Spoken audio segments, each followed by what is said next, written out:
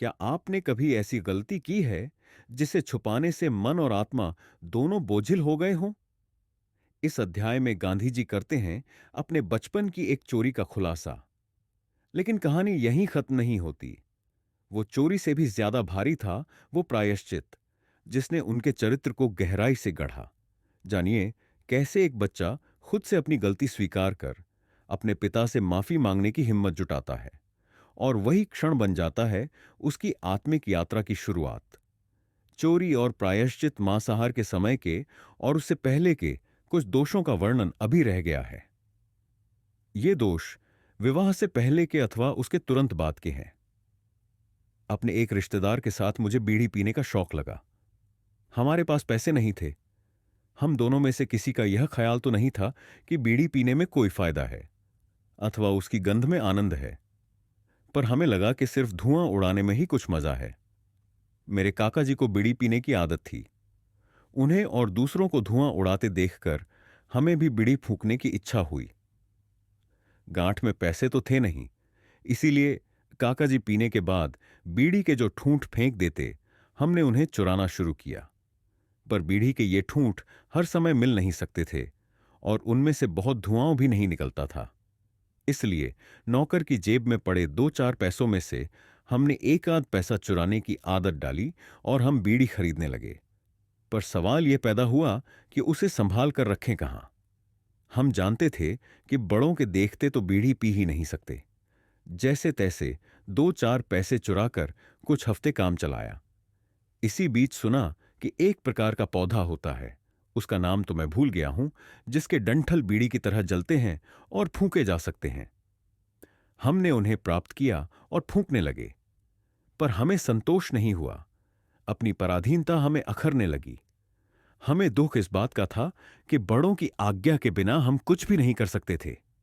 हम ऊब गए और हमने आत्महत्या करने का निश्चय कर लिया। पर आत्महत्या कैसे करें? जहर कौन दे? हमने सुना कि धतूरे के बीज खाने से मृत्यु होती है। हम जंगल में जाकर बीज ले आए। शाम का समय तय किया। केदारनाथ जी के मंदिर की दीपमाला में घी चढ़ाया, दर्शन किए और एकांत खोज लिया। पर जहर खाने की हिम्मत न हुई। अगर तुरंत ही मृत्यु न हुई तो क्या होगा? मरने से लाभ क्या? क्यों न पराधीनता ही सह ली जाए। फिर भी 2-4 बीज खाए, अधिक खाने की हिम्मत ही न पड़ी। दोनों मौत से डरे और यह निश्चय किया कि राम जी के मंदिर में जाकर दर्शन करके शांत हो जाए और आत्महत्या की बात भूल जाए। मेरी समझ में आया कि आत्महत्या का विचार करना सरल है, आत्महत्या करना सरल नहीं। इसीलिए कोई आत्महत्या करने की धमकी देता है तो मुझ पर उसका बहुत कम असर होता है, अथवा यह कहना ठीक होगा कि कोई असर होता ही नहीं। आत्महत्या के इस विचार का परिणाम यह हुआ कि हम दोनों झूठी बीड़ी चुराकर, पीने की और नौकर के पैसे चुराकर बीड़ी खरीदने और फूंकने की आदत भूल गए। फिर बड़ेपन में बीड़ी पीने की कभी इच्छा नहीं हुई। मैंने हमेशा यह माना है कि यह आदत जंगली, गंदी और हानिकारक है। दुनिया में बीड़ी का इतना जबरदस्त शौक क्यों है, इसे मैं कभी समझ नहीं सका हूं। रेलगाड़ी के जिस डिब्बे में बहुत बीड़ी पी जाती है, वहां बैठना मेरे लिए मुश्किल हो जाता है और उसके धुएं से मेरा दम घुटने लगता है। बीड़ी के ठूंठ चुराने और इसी सिलसिले में नौकर के पैसे चुराने के दोष की तुलना में मुझसे चोरी का दूसरा जो दोष हुआ, उसे मैं अधिक गंभीर मानता हूं। बीड़ी के दोष के समय मेरी उम्र 12-13 साल की रही होगी, शायद इससे कम भी हो। दूसरी चोरी के समय मेरी उम्र 15 साल की रही होगी। यह चोरी मेरे मांसाहारी भाई के सोने के कड़े के टुकड़े की थी। उन पर मामूली सा लगभग 25 रुपए का कर्ज हो गया था।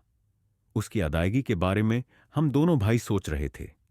मेरे भाई के हाथ में सोने का ठोस कड़ा था। उसमें से 1 तोला सोना काट लेना मुश्किल न था। कड़ा कटा, कर्ज अदा हुआ, पर मेरे लिए यह बात असह्य हो गई। मैंने निश्चय किया कि आगे कभी चोरी करूंगा ही नहीं। मुझे लगा कि पिताजी के सम्मुख अपना दोष स्वीकार भी कर लेना चाहिए, पर जीभ न खुली। पिताजी स्वयं मुझे पीटेंगे, इसका डर तो था ही नहीं। मुझे याद नहीं पड़ता कि उन्होंने कभी हम में से किसी भाई को पीटा हो, पर खुद दुखी होंगे, शायद सिर फोड़ लें। मैंने सोचा कि यह जोखिम उठाकर भी दोष कबूल कर ही लेना चाहिए, उसके बिना शुद्ध नहीं होगी। आखिर मैंने तय किया कि चिट्ठी लिखकर दोष स्वीकार किया जाए और क्षमा मांग ली जाए।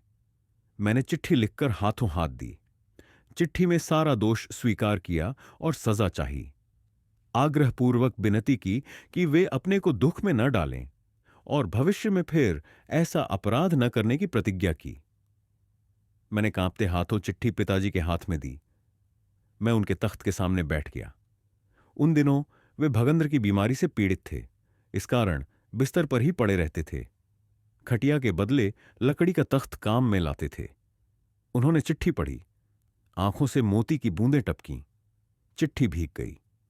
उन्होंने क्षण भर के लिए आंखें मूंदी, चिट्ठी फाड़ डाली और स्वयं पढ़ने के लिए उठ बैठे थे, सो वापस लेट गए। मैं भी रोया। पिताजी का दुख समझ सका। अगर मैं चित्रकार होता तो वह चित्र आज भी संपूर्णता से खींच सकता। आज भी वह मेरी आंखों के सामने इतना स्पष्ट है। मोती की बूंदों के उस प्रेम बाण ने मुझे बेध डाला। मैं शुद्ध बना। इस प्रेम को तो अनुभवी ही जान सकता है। राम बाण वाग्यारे होए ते जाने। राम की भक्ति का बाण जिसे लगा हो वही जान सकता है। मेरे लिए यह अनहिसा का पदार्थ पाठ था। उस समय तो मैंने इसमें पिता के प्रेम के सिवा और कुछ नहीं देखा, पर आज मैं इसे शुद्ध अनहिसा के नाम से पहचान सकता हूं। ऐसी अनहिसा के व्यापक रूप धारण कर लेने पर उसके स्पर्श से कौन बच सकता है? ऐसी व्यापक अनहिसा की शक्ति की थाह लेना असंभव है। इस प्रकार की शांत क्षमा पिताजी के स्वभाव के विरुद्ध थी।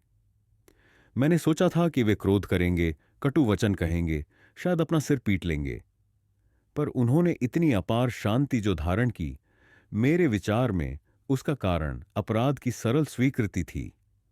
जो मनुष्य अधिकारी के सम्मुख स्वेच्छा से और निष्कपट भाव से अपराध स्वीकार कर लेता है और फिर कभी वैसा अपराध न करने की प्रतिज्ञा करता है, वह शुद्धतम प्रायश्चित करता है।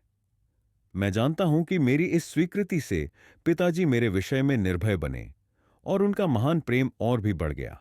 तो दोस्तों, ये था गांधी जी की आत्मकथा का अध्याय 8, चोरी और प्रायश्चित। एक ऐसा अध्याय जिसने हमें सिखाया कि सच्ची माफी मांगना कायरता नहीं, बल्कि आत्मबल की सबसे बड़ी पहचान होती है। अगर आपको ये एपिसोड अच्छा लगा हो तो वीडियो को लाइक करना ना भूलें, अपने दोस्तों और परिवार के साथ शेयर करें और कमेंट में जरूर बताएं कि आपको गांधी जी के इस आत्मस्वीकार से क्या सीख मिली।